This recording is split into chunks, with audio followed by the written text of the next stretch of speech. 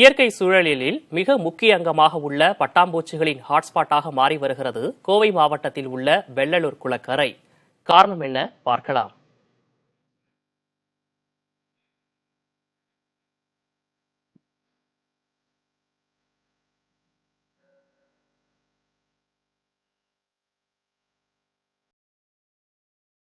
ஒரு பகுதி சுற்றுச்சூழல் பராமரிப்பில் சிக்கலின்றி இருக்கிறது என்பதை அப்பகுதியில் உள்ள பட்டாம்பூச்சிகளின் எண்ணிக்கையை வைத்து குறிப்பிட்டு விடலாம்.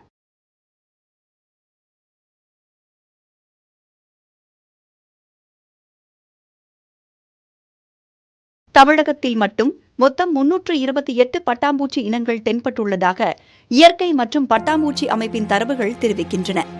அவற்றில் குறிப்பாக கோவை வெள்ளலூர் குளக்கரை பகுதியில் மட்டும் 101 பட்டாம்பூச்சி இனங்கள் தென்பட்டதாக கூறப்பட்டுள்ளது.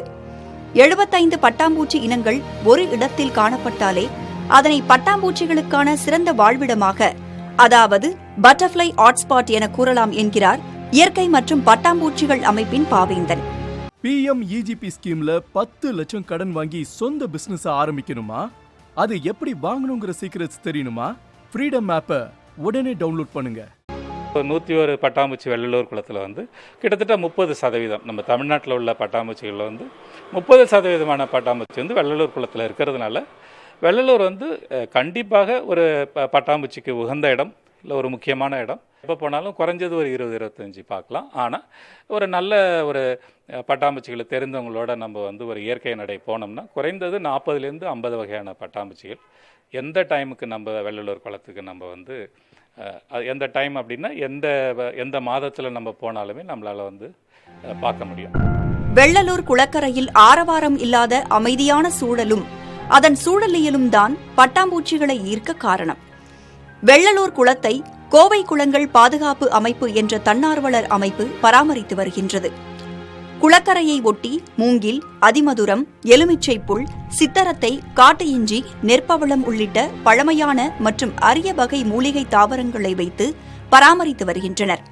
இந்த பட்டாம்பூச்சிக்கு ஏற்ற செடிகள் பட்டாம்பூச்சி ஆர்வலர்கள்கிட்ட கேட்டு நாங்கள் வச்சுருக்கோம். இந்த நரி கிளுக்கிழுப்பை, தேல் கொடுக்கு, அதுக்கப்புறம் கருவேப்பிலை, மஞ்சள், இந்த மாதிரி பட்டாம்பூச்சிக்கு எந்தெந்த பட்டாம்பூச்சிக்கு என்னென்ன தாவரங்கள் இருக்கோ அது வச்சுருக்கோம். அது மட்டும் இல்லாமல் பட்டாம்பூச்சிக்கு தேன்களுக்கு தேவையான பூக்கள் நிறைய வச்சுருக்கோம்.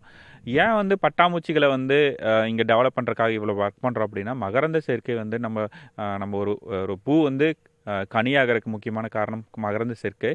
அதுக்கு இந்த பட்டாம்பூச்சிகள் நிறையா உதவியாக இருக்குது.